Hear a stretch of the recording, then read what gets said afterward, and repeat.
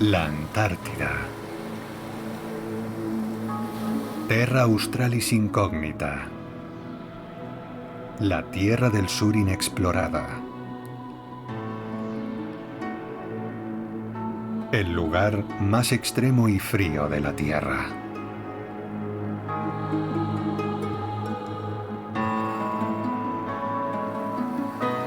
El único continente que no ha sido colonizado por los humanos.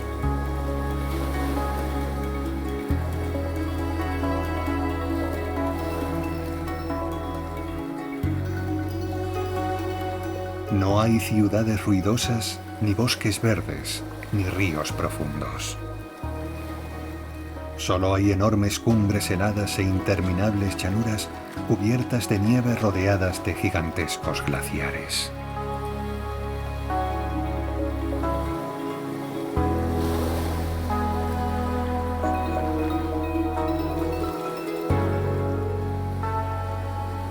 Aquí mandan el frío polar y los vientos huracanados.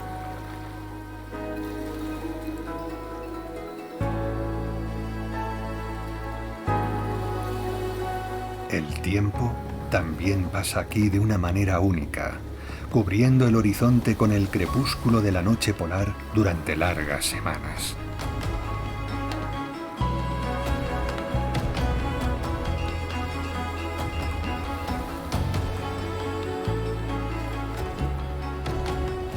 Una capa de hielo de cientos de metros de espesor protege el suelo exánime de la luz del sol. ¿Quién sabe qué secretos se ocultan en sus heladas profundidades?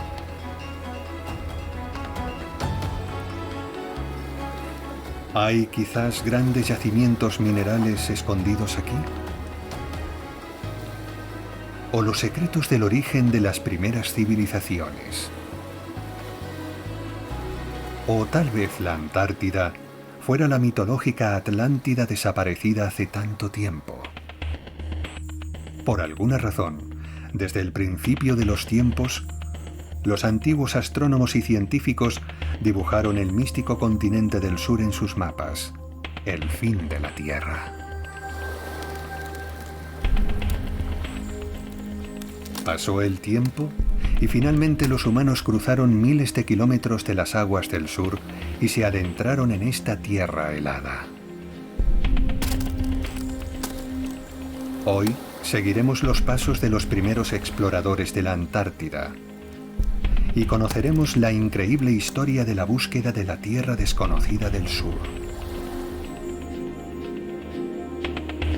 Y cómo la exploración de este continente influyó en la ciencia moderna.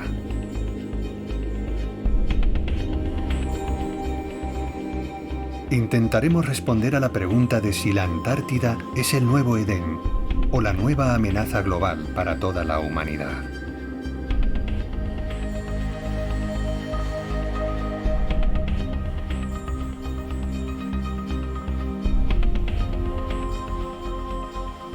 La Antártida. El viaje al fin de la Tierra.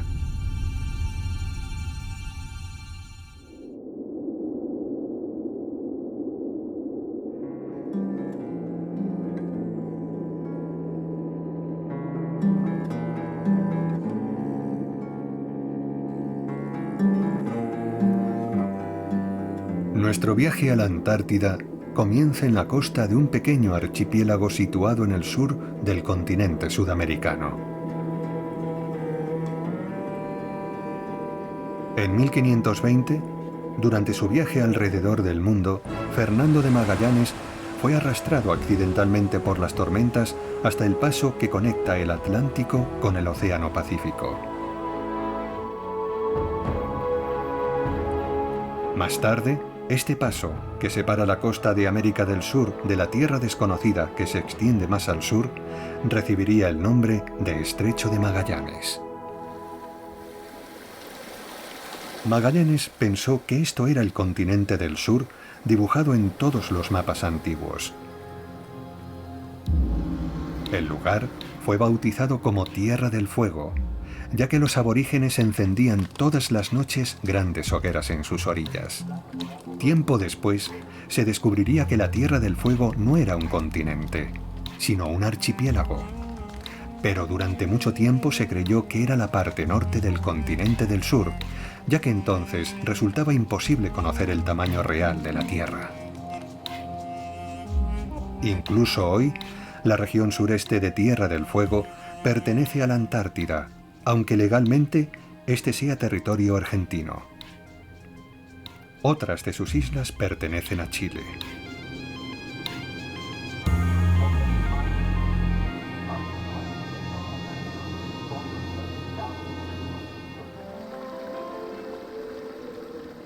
Parecida a la Patagonia, la región más meridional de Sudamérica, la Tierra del Fuego está formada por llanuras flanqueadas al oeste y al sur por la cordillera de los Andes.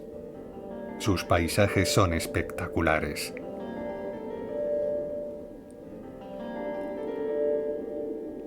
Este es el Parque Nacional de Tierra del Fuego, en la parte argentina del archipiélago. Es el parque nacional más austral de nuestro planeta.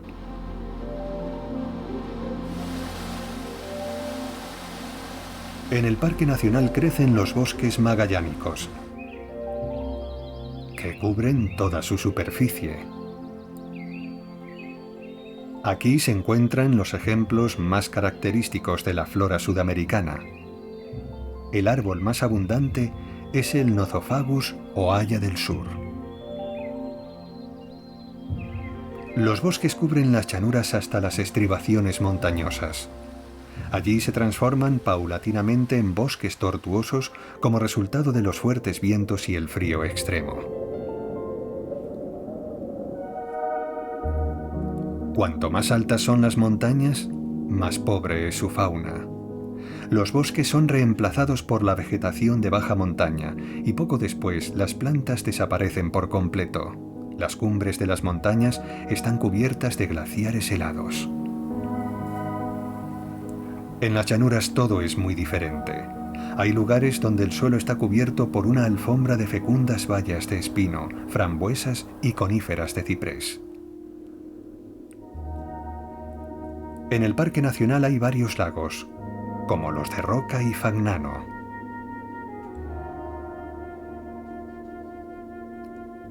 Casi toda la fauna de Tierra del Fuego vive cerca de estos lagos. El animal más común en el sur del continente es el guanaco, un mamífero de la familia de la llama y de los camélidos. Pero estos animales están desapareciendo rápidamente. Los guanacos son cazados por su valiosa piel, lana y carne.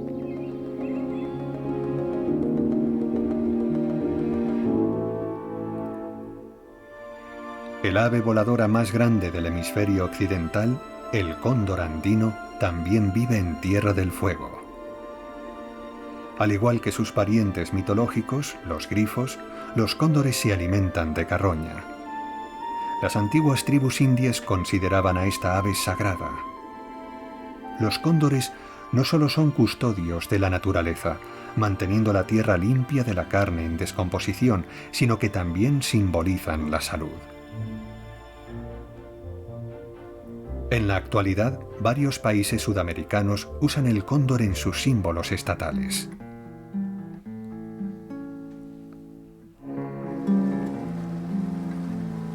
En el extremo sur, el Parque Nacional de Tierra del Fuego limita con el mar y el estrecho de Beagle. Cuanto más nos acercamos al sur, más fuerte es la influencia del clima antártico.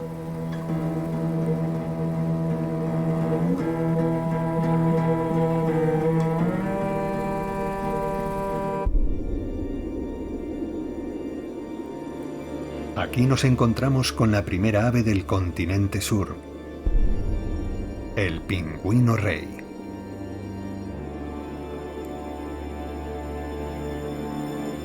Normalmente vive en colonias sobre bloques de hielo o en playas.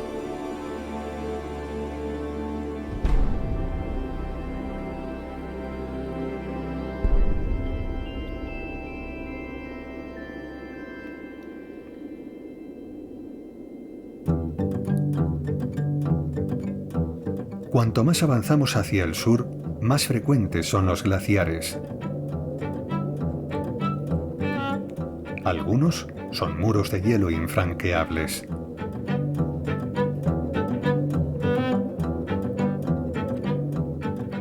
Advierten a los viajeros de que cuanto más lejos se aventuren, antes llegarán a la tierra del frío extremo.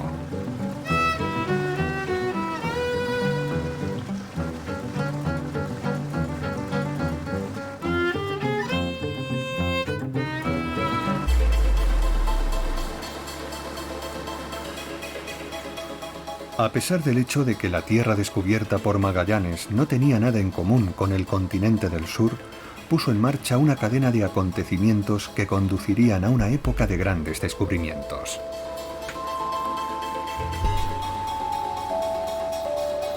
Gracias a la Tierra del Fuego, la siguiente generación de exploradores pudo acercarse aún más al descubrimiento de la Antártida.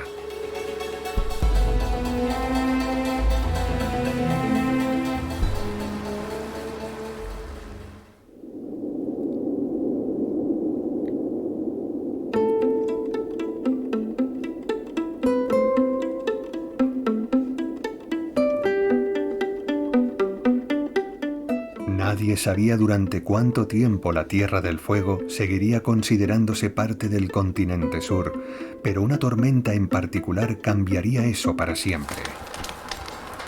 A finales del siglo XVI, en su pugna por el dominio marítimo, Gran Bretaña legalizó la piratería.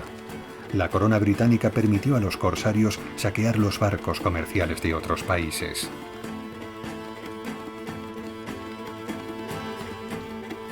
En una de sus temerarias incursiones cerca del estrecho de Magallanes, Sir Francis Drake, un famoso bucanero, se vio sorprendido por una fuerte tormenta que arrastró su barco hacia el sur.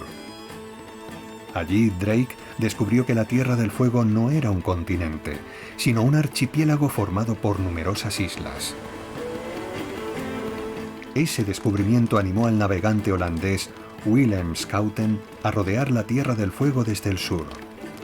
Schouten quería estudiar la ruta del Pacífico a través del Océano Atlántico por el estrecho de Magallanes para evitar las aduanas de las Indias Orientales. Como resultado, se demostró que el mito de que la Tierra del Fuego formaba parte del norte del continente inexplorado era falso. El estrecho del sur llevaría el nombre de Drake y su punto más meridional recibiría el nombre de Cabo de Hornos, como la ciudad natal de Schouten. Las noticias sobre una nueva ruta para evitar las restricciones de la Compañía Neerlandesa de las Indias Orientales se extendieron rápidamente por todo el mundo y animaron a cientos de navegantes de todo el globo a organizar nuevas expediciones. Pero todos ignoraban el terrible destino que les aguardaba a causa de su codicia.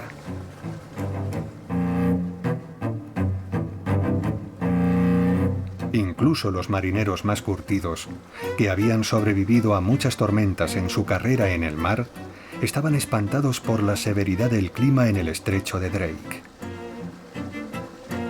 La causa es la corriente circumpolar antártica que atraviesa el estrecho. Debido a los impetuosos vientos del oeste, aquí se originan constantemente las tormentas y los huracanes más fuertes. Las olas de 15 metros y los vientos intensos, con velocidades superiores a los 30 metros por segundo, son habituales en el estrecho de Drake.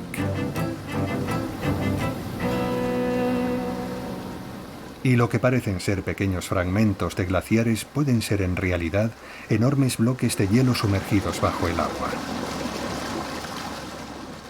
Para los marineros, atravesar el estrecho de Drake es como coronar la cumbre del monte Everest de la navegación.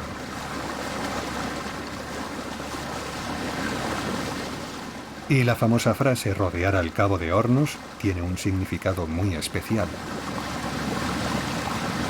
Cuanto más cerca de la costa pasaban los barcos durante las tormentas, menos posibilidades tenían. Esas frágiles embarcaciones eran zarandeadas por el mar como si fueran pequeñas cajas de fósforos y se estrellaban contra los acantilados de piedra de las islas próximas al Cabo de Hornos. Su única posibilidad para sobrevivir era navegar lo más lejos posible de la costa para atravesar las violentas tormentas.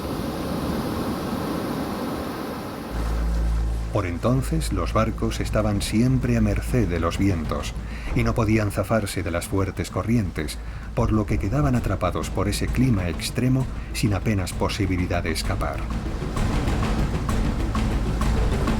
Estas aguas se convirtieron en el cementerio de más de 1000 barcos. Según las estadísticas oficiales, más de 10.000 hombres murieron aquí.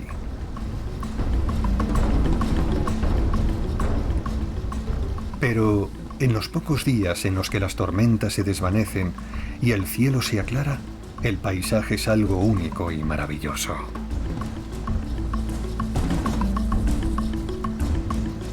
Su belleza es especial.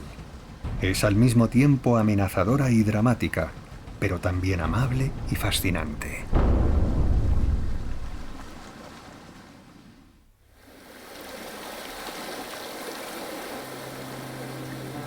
A pesar de los peligros, algunos consiguieron atravesar el estrecho de Drake. Uno de esos afortunados contó que a lo lejos, hacia el sur, sobre el horizonte, era posible atisbar una costa abrupta rodeada de glaciares infranqueables.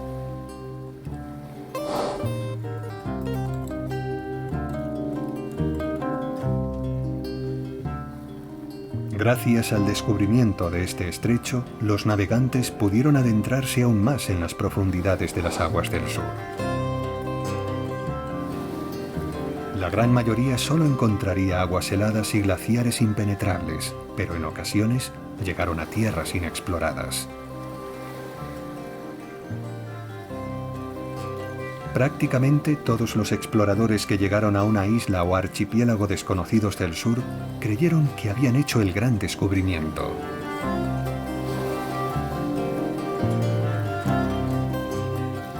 Pero rápidamente sufrían la decepción de saber que esos nuevos descubrimientos no tenían nada en común con el continente del sur.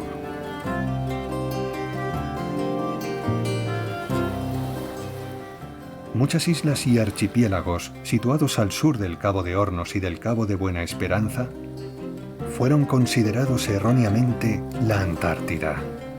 En un primer momento se creyó que Nueva Guinea, Nueva Zelanda, las islas de Tasmania y Bouvet eran el continente del sur.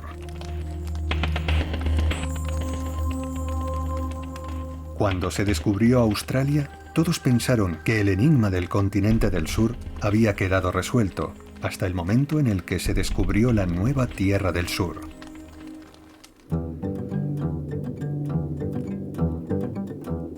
Aunque la búsqueda del continente nunca se detuvo y constantemente se descubrían nuevas islas, hubo algunos avistamientos de la costa del sur cubierta de glaciares. A medida que pasaba el tiempo, la posibilidad de que existiera un continente inexplorado parecía desvanecerse en el mito, y se llegó a pensar que solo era una leyenda. El hombre que confirmó que el mito de hecho era realidad fue el navegante inglés James Cook. A finales del siglo XVIII, el gobierno británico, con la excusa de una expedición científica astronómica, envió a Cook a buscar el continente del sur. Cook daría después la vuelta al mundo siguiendo el paralelo 50. Sus naves cruzaron el círculo polar, pero no encontraron nada aparte de islas distantes y le resultó imposible acercarse más debido al escudo antártico. Hoy cuesta imaginarlo, pero hace apenas unos cientos de años había tantos glaciares alrededor de la Antártida que durante el invierno prácticamente todo el estrecho de Drake estaba cubierto de hielo, convirtiéndose en un obstáculo infranqueable para la exploración del continente del sur. A principios del siglo XIX no había nadie que pensara que el continente del sur no existía, pero aún quedaban algunos entusiastas que creían que era posible explorarlo. Y finalmente, a comienzos de 1820, la expedición rusa de Fabián Bellinghausen y Mijaíl Lazarev logró atravesar la intransitable plataforma de hielo y llegar a la costa del verdadero continente del sur. En ese momento se escribió una nueva página de la historia de la humanidad.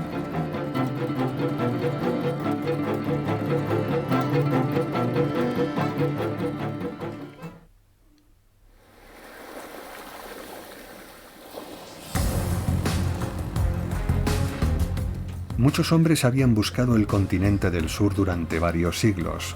Muchos exploradores y navegantes pensaron que esta tierra legendaria se convertiría en fuente de sus riquezas, su dorado de metales y piedras preciosas.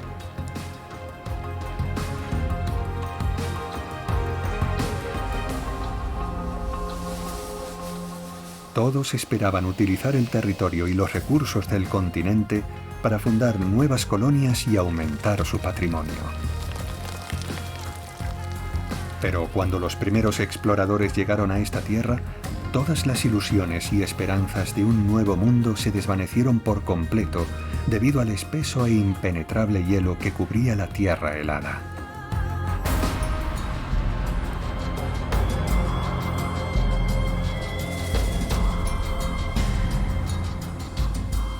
No había nada, salvo interminables llanuras cubiertas de nieve y cumbres blanquecinas elevándose en el cielo. El continente descubierto recibió el nombre de la Antártida, que significa la zona polar sur del globo. El continente del sur. Más de 14 millones de metros cuadrados de tierras heladas, extremas y sin vida, situado justo en el centro del círculo polar. 1/10 parte de la Antártida está cubierta por una corona o escudo de hielo. Esa capa cubre prácticamente toda la superficie del continente y rodea su costa con enormes plataformas de hielos flotantes que se adentran muchos kilómetros en las profundidades del océano circundante.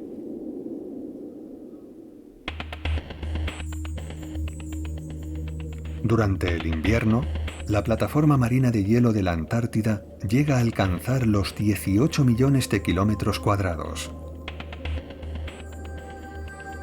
El peso total de todo el hielo de la Antártida es tan inmenso que el continente se hunde aproximadamente medio kilómetro bajo su presión. En algunos lugares, la profundidad de la capa de hielo supera los 4.500 metros.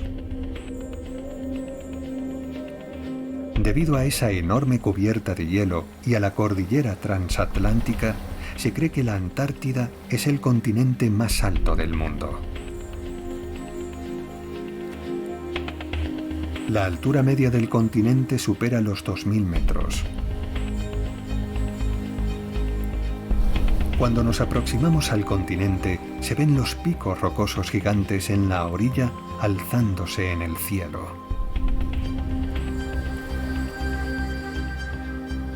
Al pie de estos espectaculares acantilados, el barco explorador parece un juguete diminuto.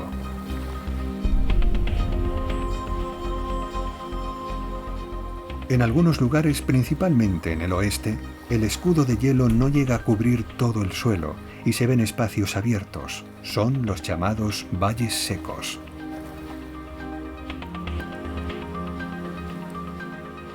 Los investigadores geológicos actuales han estudiado en detalle esos espacios bajo el hielo del continente antártico. Los científicos han descubierto que las placas tectónicas en el subsuelo de la Antártida tienen una estructura similar a las de la India, Brasil, África y Australia.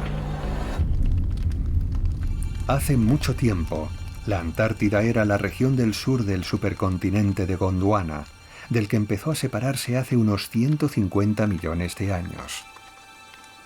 El continente antártico adoptó su forma actual hace unos 70 millones de años.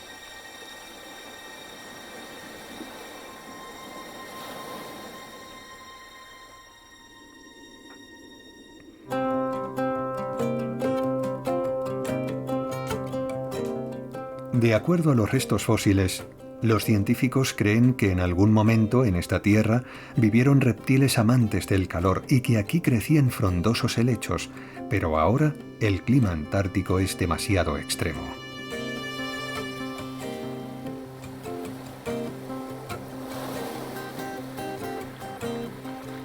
En invierno, cuando el continente se sumerge en una profunda noche polar que dura hasta 6 meses, la temperatura media oscila entre los 60 y los 30 grados bajo cero. El verano es un poco más cálido, entre 50 y 5 grados bajo cero.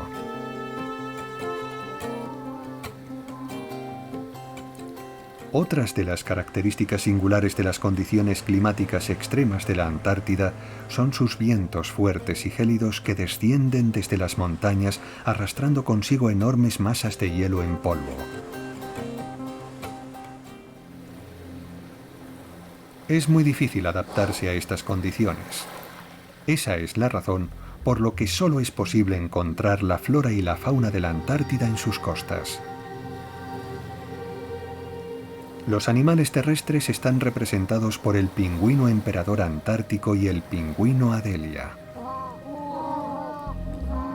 Viven en grandes grupos, principalmente cerca de la costa o en las islas.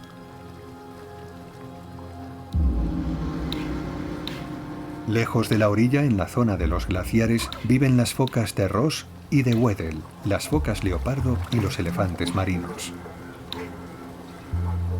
El mundo marino antártico está habitado por marsopas y ballenas jorobadas, orcas, delfines, varias especies de calamares, muchos peces y el krill marino.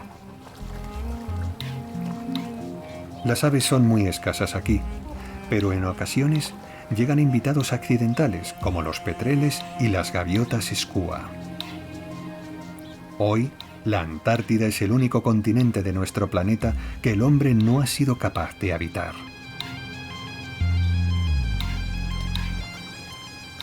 Sus condiciones climáticas extremas no permiten albergar ninguna esperanza de sobrevivir en el continente sin ayuda del exterior.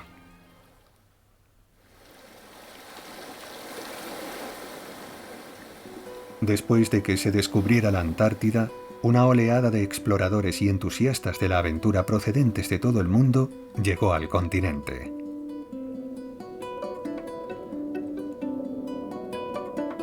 Pero casi todos sus intentos por habitar la Tierra del Sur terminaron en desastre.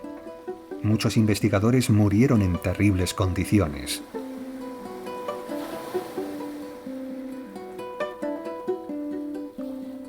Pero con el tiempo, algunos conseguirían establecerse de forma esporádica en esta tierra. En la costa aún pueden encontrarse asentamientos científicos, activos y también abandonados.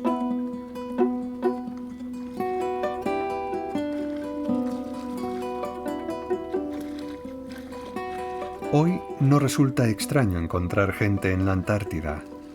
Incluso para los lugareños, el hombre se ha convertido en algo habitual.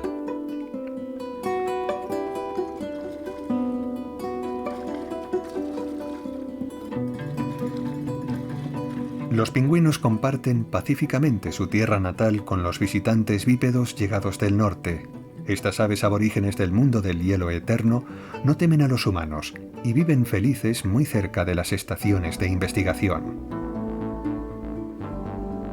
Los humanos y las aves viven aquí en absoluta paz y armonía.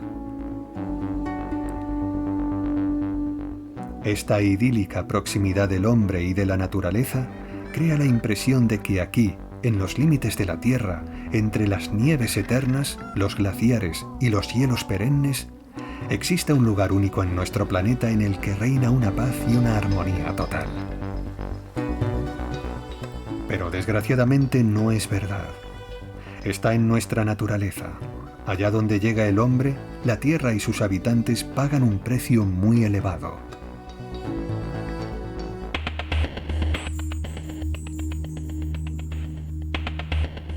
Las primeras víctimas cuando los humanos llegaron para explorar el continente fueron los animales, principalmente las ballenas y las focas.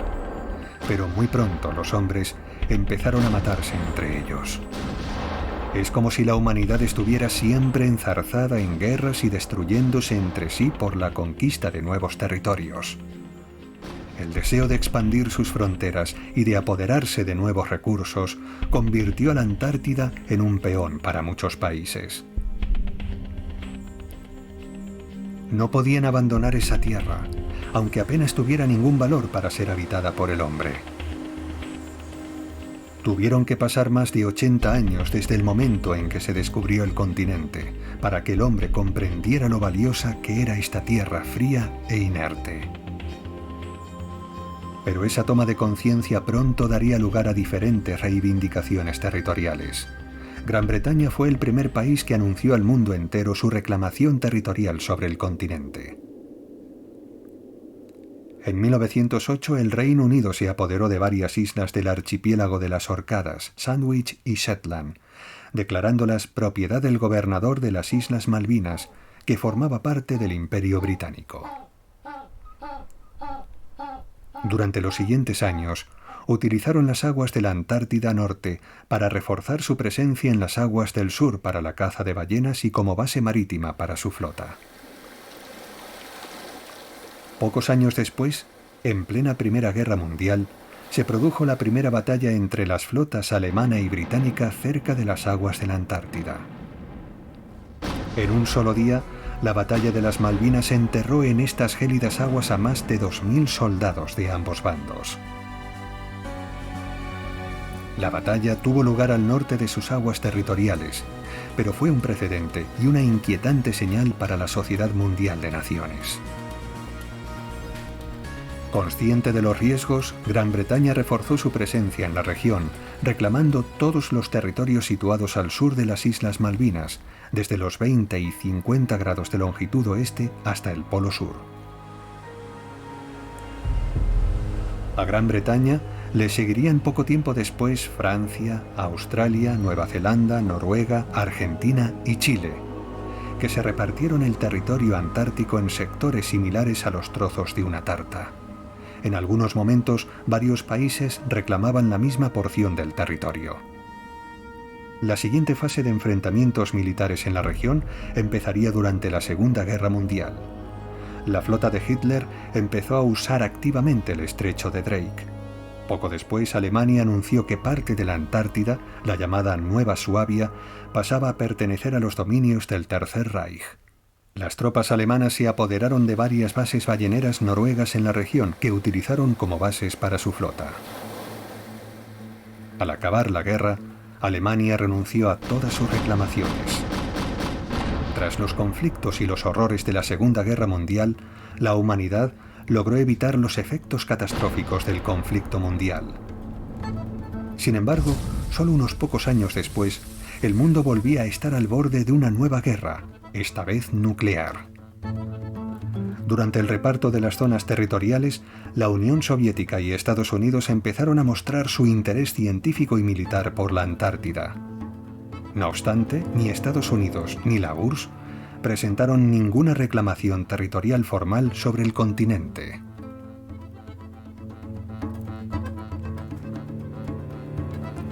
La comunidad mundial decidió que la única solución posible civilizada era que la Antártida siguiera siendo un territorio neutral. En 1961 entró en vigor el Tratado Internacional sobre la Antártida, en el que se definía el estatus del continente y se prohibía utilizarlo con fines militares y políticos. Se había resuelto el principal problema. La Antártida se convirtió en un territorio neutral y libre de armas. Su territorio solo podría utilizarse con fines pacíficos y científicos.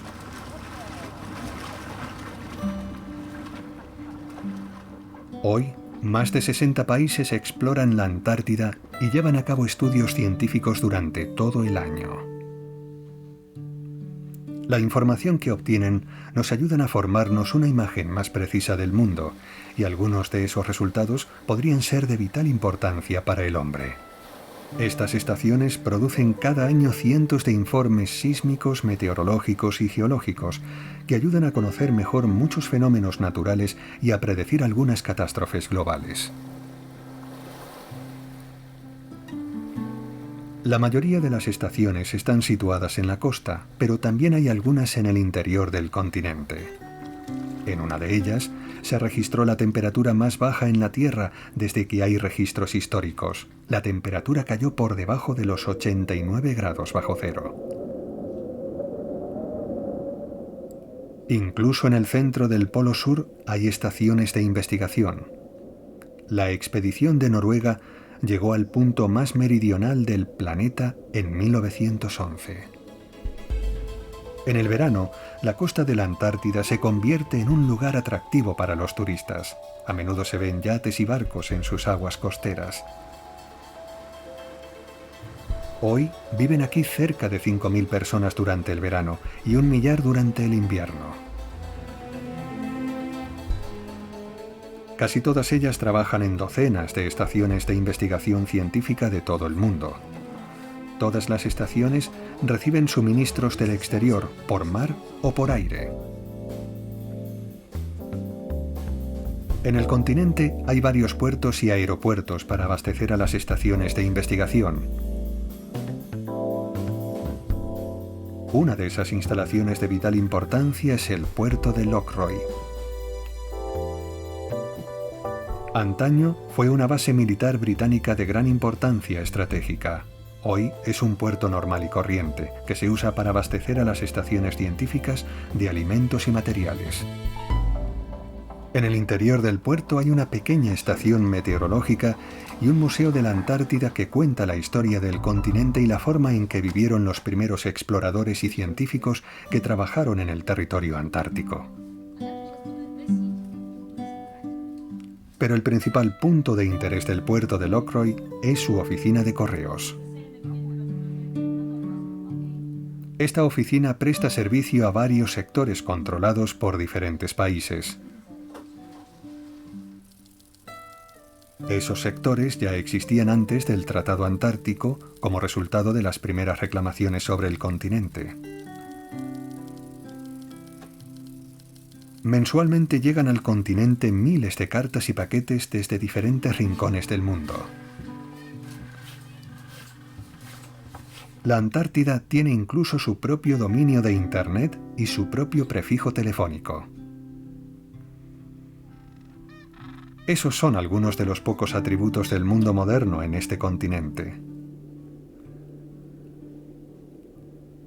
Pero considerando las tendencias mundiales actuales, las 10 estaciones polares y su dominio de Internet no serán las únicas señales de la presencia humana en la Antártida.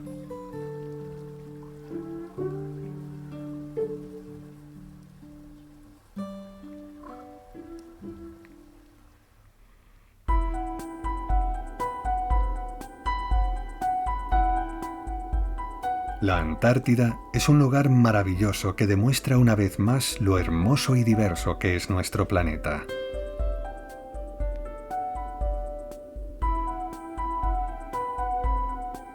La Antártida nos permite comprender mejor la belleza y el poder de la naturaleza.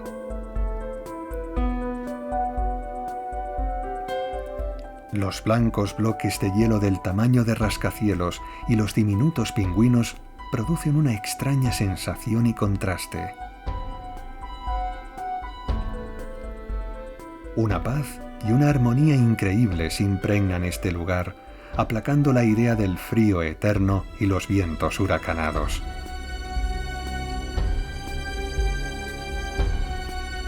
Visitar este continente es un regalo.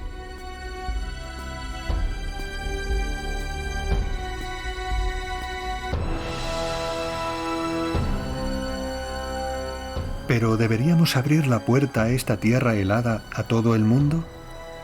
Después de todo, sabemos muy bien lo que le pasaría a este continente singular si se llenara de gente.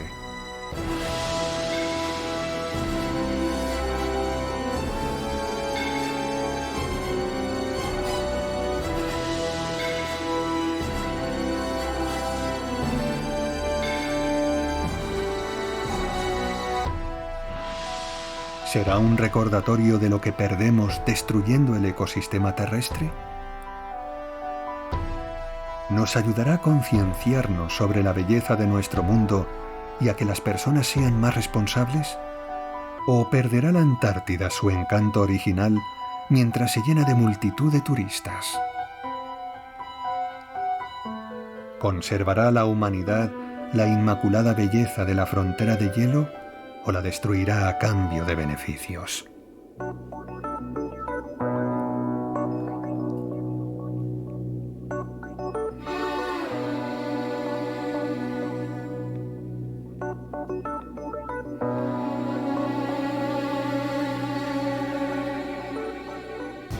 Ignoramos las respuestas a estas preguntas y será muy complicado encontrar una solución.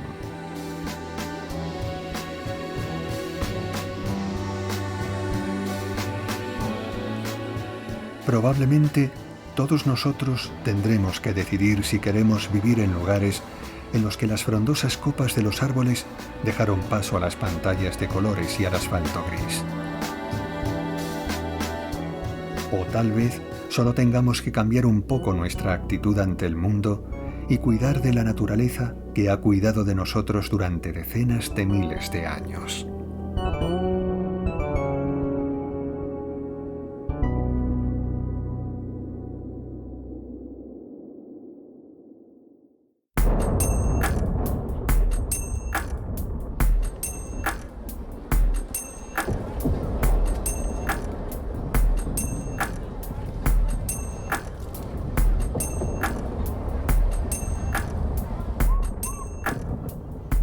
Nuestra historia está repleta de ejemplos sobre cómo la humanidad eliminó a especies de plantas y de animales únicas.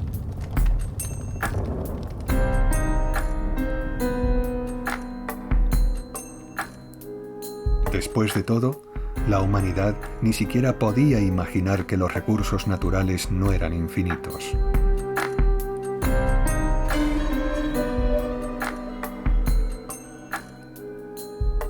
Solo en los últimos 100 años hemos comenzado a tomar conciencia de los daños causados al planeta que nos ha nutrido.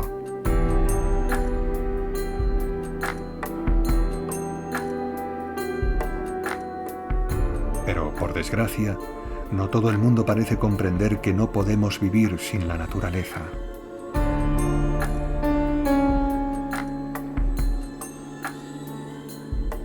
Después de todo, la vida en la Tierra es un enorme círculo en el que cada elemento desempeña una función vital.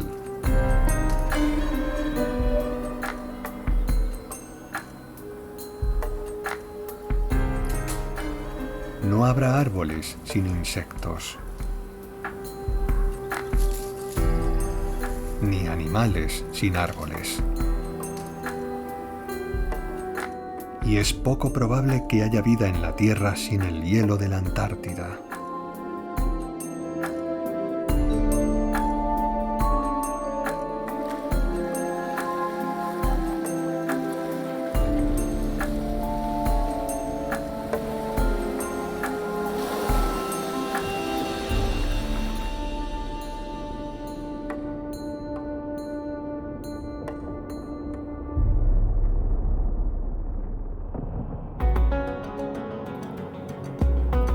Muchos dicen que deberíamos abandonar nuestro planeta original y volcarnos en la exploración espacial. Pero ¿podrá la humanidad encontrar la felicidad en otros planetas si fracasa en mantener el orden incluso en su propia casa?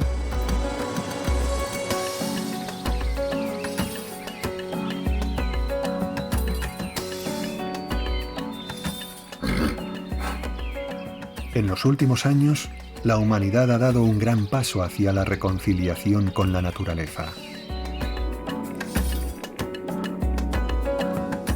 Cientos de organizaciones protegen especies de animales y de plantas en peligro de extinción. Miles de empresas han empezado a producir productos ecológicos. Millones de personas reciclan su basura. ¿Pero será suficiente para revertir los daños causados por el hombre a la naturaleza durante milenios? La respuesta es una incógnita para todos, pero también está al alcance de todos. El futuro de la especie humana estará marcado por lo que cada uno de nosotros esté dispuesto a hacer para salvar a todo el planeta.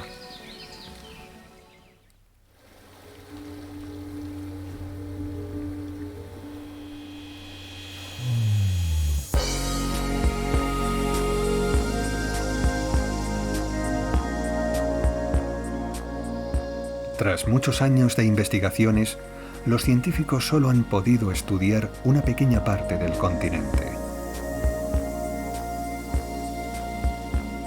Pero los pocos hechos que conocemos hoy nos permiten pensar que en un futuro próximo, el destino de toda la humanidad dependerá de la Antártida.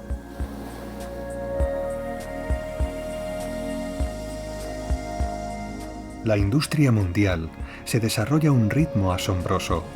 Por primera vez en la historia, la humanidad tiene un problema creciente de superpoblación y una escasez creciente de agua y de otros recursos.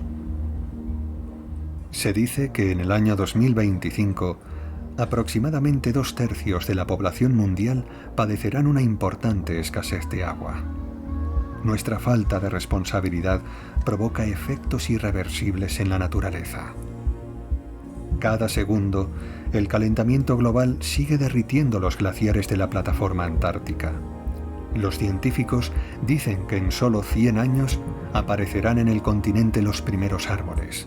Si la cubierta de hielo de la Antártida se funde, todos los océanos del mundo se elevarán más de 50 metros. Es difícil imaginar los efectos de semejante catástrofe. Quizás ya hemos dañado la naturaleza de manera irreversible y nada indica que vayamos a detenernos. La industria ballenera exterminó especies enteras de ballenas. Los glaciares se derriten, alterando la migración del krill, el elemento fundamental en la cadena trófica del continente. La falta de alimento obliga a los habitantes de la Antártida a migrar al norte. Solo unos pocos pingüinos consiguen llegar a la orilla, otros mueren bajo estas duras condiciones. El 70% de los pingüinos jóvenes mueren. Y 1/3 de las focas adultas están condenadas a una muerte por inanición.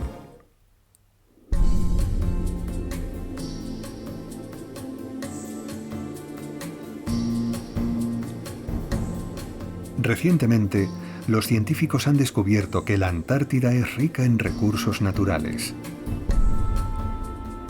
Estas riquezas podrían procurarnos los recursos que necesitamos y ayudarnos a resolver nuestro problema de superpoblación. La plataforma de hielo de la Antártida contiene el 60% del agua dulce del mundo y podría ayudarnos a abastecer a toda la población del planeta. Incluso más de 50 años después de que se firmara el Tratado de la Antártida, algunos países aún no han renunciado a sus reclamaciones. Los recursos de este continente podrían convertirse en la causa de otra guerra mundial.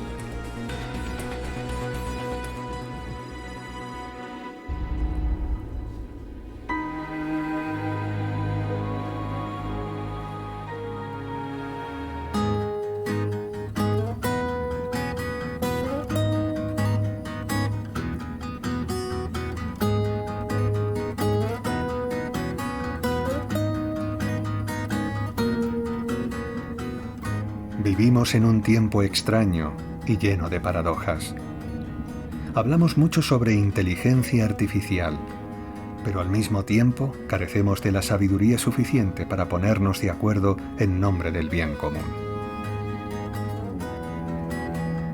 Nuestras tecnologías están diseñadas para procurarnos más comodidades y una vida más fácil, pero el resultado es que destruyen nuestro planeta y llevan la muerte a sus habitantes naturales. Decimos que los humanos son el nivel más alto de la evolución, pero sin embargo, los resultados de nuestras acciones ayudan a destruir, no a crear. Tal vez, si nos fijáramos atentamente en la naturaleza y a los animales, que literalmente condenamos a muerte con muchas de nuestras acciones, veríamos que la verdadera sabiduría no está en el progreso tecnológico, sino en la capacidad de vivir en armonía con la naturaleza. Si no tomamos conciencia de esto ahora y si no actuamos rápidamente, la casa de nuestros nietos nunca será tan bella como lo es hoy. Y no tenemos otro lugar al que llamar hogar.